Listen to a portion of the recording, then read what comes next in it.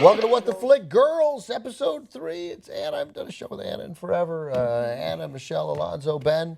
The best episode of the season, I think. Did you agree? What is? Let's start with the golly. men's. Let's look at the men's. Yeah. I mean, I liked it. It was interesting because I loved the opener with the wedding and everything. I think they're on a roll. If anything, this episode was sort of a return to reminding me like why this show gives me spilkus, because like the characters just do stuff that you're thinking, oh God, no, don't stop it. And I don't like big events. Television never does big events. Frequently doesn't do big events very well. I don't love the wedding episodes of shows or the big, but this was just, I like finding photos on somebody else's phone. That's a little event. What about you? I love this episode. I think you're right. I've enjoyed every episode so far, but this has been my favorite. Because it touches on issues that I think are relatable for people like me. I mean, the nude picture thing that Hannah's now going through with her boyfriend is very realistic. Here's what I'm never going to say, if I may interrupt.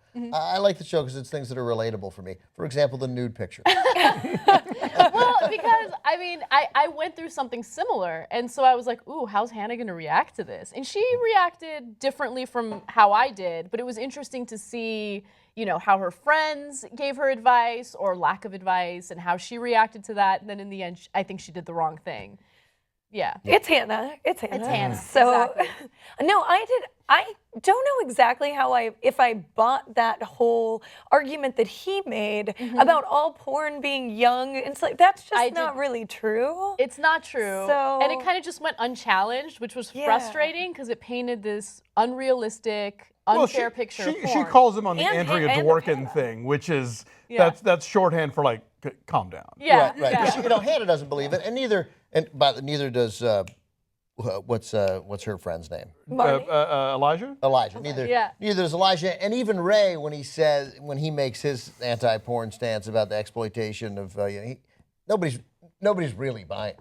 Nobody's really buying it, and of course her friends don't support. I was curious whether that was generational because Fran's argument to people of for me and Alonso, and like there's no way that works, right? I mean, like nobody's gonna be like, yeah, fine, you have nude pictures of an ex on your phone which you use to stimulate yourself.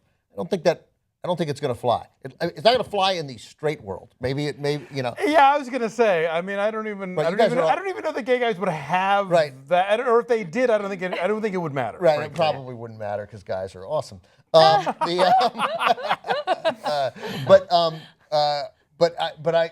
it was interesting that her friends were like, Hannah, what?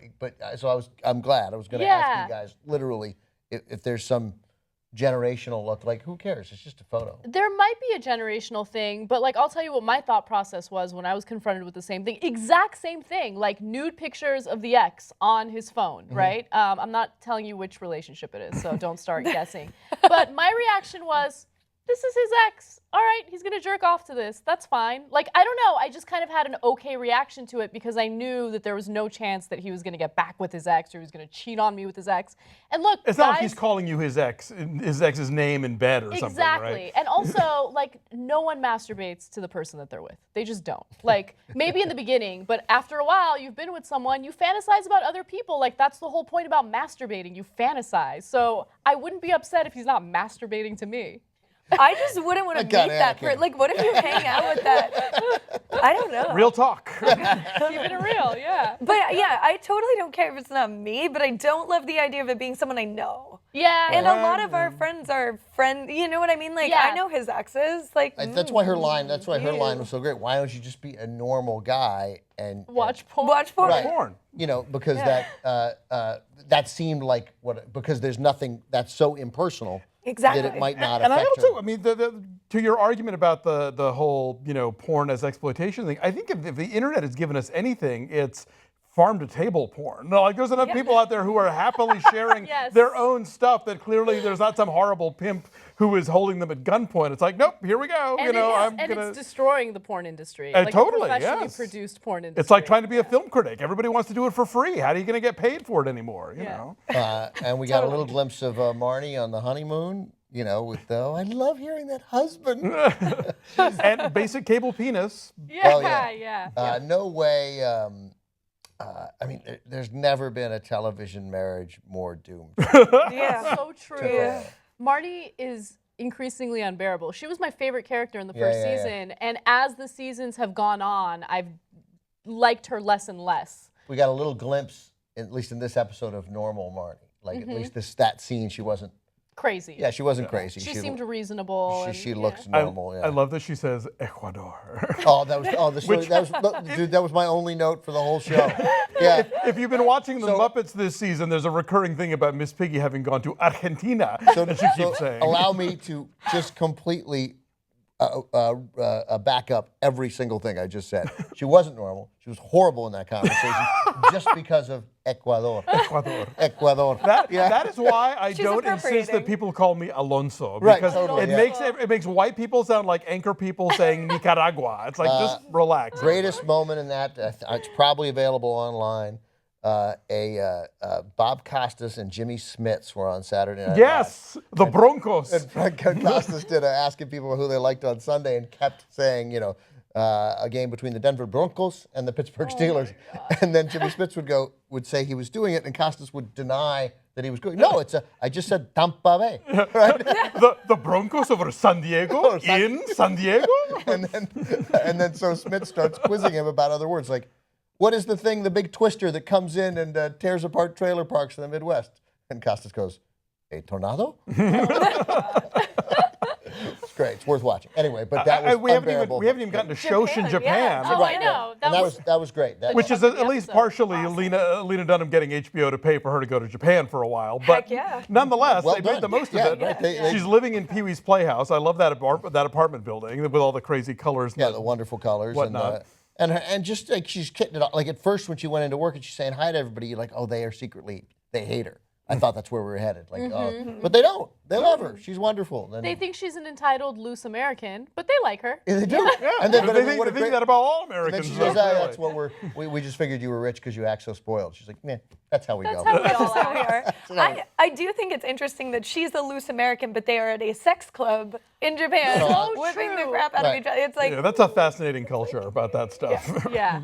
Now, Ben and I were talking about this before. I kind of feel like I want to know more about where she is with Scott. Is that his name? Yeah. The Jason Ritter character. Because I need to know what the stakes are of her not coming home and sleeping with the Japanese guy. Because their relationship seemed to be like sort of 1 or 2 meetings before she then skedaddled. So I don't know how invested she is. We didn't see it, so we don't know. And now I don't know how invested he is with the flowers in the trash. It doesn't look. Yeah, he may. That could just be disappointment and sadness or whatever, but I'm sure we'll follow up. But also, I mean, I imagine, is she going to stay in Japan? Is her whole season going to be without those actors, just separate from that? Japan's expensive. I would wonder how easily you could get a job when you were already there, depending on your language skills. And it didn't seem like Yosh is not made of money. No. But it was nice. I mean, it was a genuine attraction, and they're, I mean. No, wait, if she's Shosh and he's Yosh, what's their couple name? Oh, that's already funny. Yeah. Yoshi? Oshkosh Bagosh? Yeah.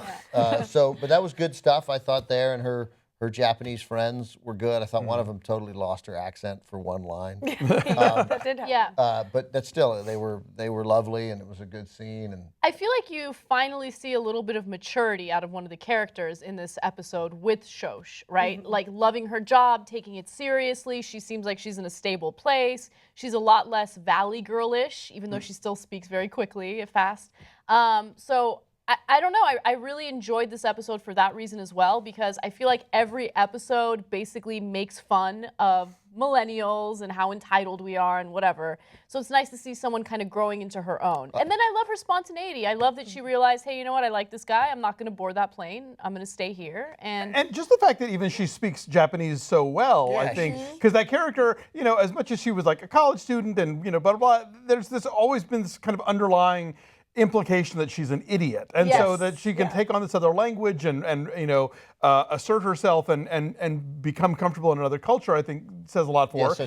And I will say Jessa, I think, comes off pretty well this episode as well, because she's she's about boundaries for once. But also not just the boundaries. Jessa, and I saw Lena Dunham say this, if you watch it on demand, you get this, that Jessa, I think that romance is going to happen, but Jessa would never be the instigator of it. Like, she's going to have to get overwhelmed by it. She may even talk to Hannah about it first. She won't pursue him, even though she clearly is attracted to him. But it wasn't just the boundaries she put up. The whole way she handled that conversation, the manner in which she praised him, finding the things to praise him about, thinking this is important to him and I need to make him feel good here. This is a friend of mine who's, actors are vulnerable and I'm going to make sure that he knows it was incredibly sweet. There was a whole, they were on Ray too. They did not at any point cheapen it or minimize it or anything. They were just like, wow, that was great. Way to go. Yes. Bravo. And nice Lucy Liu cameo, too. And a nice Lucy Liu cameo. Also, I love that Ray's watched the show. Oh, yeah. We got her whole backstory in season 4, There was a minute where I was like, there's so many of those shows, I wouldn't even know if that show was a real show. Yeah, I know. I thought Elementary was still on. What? So, but I mean, that romance probably has to happen. It makes a great deal of sense. But she's, she's not using. And so she's sober and straight, which is nice. And it's weird with all the mention of in the previously on, there was so much discussion about what's happening with Hannah's parents. We barely get that in this episode. Yeah, did we get any? Yeah, they did kind of. Wasn't there like maybe one phone conversation at the beginning? I can't even remember. I don't think there was. Or was that the previously on? I don't even know. I think that was the previous episode. I watched the episode this morning, so it's fresh in my head. There was no mention of it. Yeah, but they did do a. They did make it seem like we were going to get it. More of that. it. Yeah, it was that recap. Yeah, it was in the recap. Weird. But anyway, so it's okay. It's a fair way to do it. Anyway, I thought it was really, again, strong episode. Ray, I couldn't love Ray more. And Ray's love of Marnie, I mean, again, it's so sweet. It's so, they seem insane for each other. It makes me angry that he loves her so much, But because she's never given him anything. She has never provided anything substantive or important to his life. He's just infatuated with her. No, I don't think so, because she acted human with him. Some of her pretenses came down. He has gotten through to her in a way that other people haven't. To her, she was just slumming it. Like, things are so bleak and terrible. Look at me, I'm going to sleep with Ray. But in the process of that, she was, he calls her watching TV and they were eating pizza together and being normal, and she wasn't pretending to be something greater than she is. It wasn't Ecuador. It wasn't Ecuador. Yeah. Oh, so good. Oh my God, Marnie, you poor dumb. All right, we'll be back episode 4 next week. Thanks for watching, everybody. There we go, over there. Thank you. Goodbye. Thank you.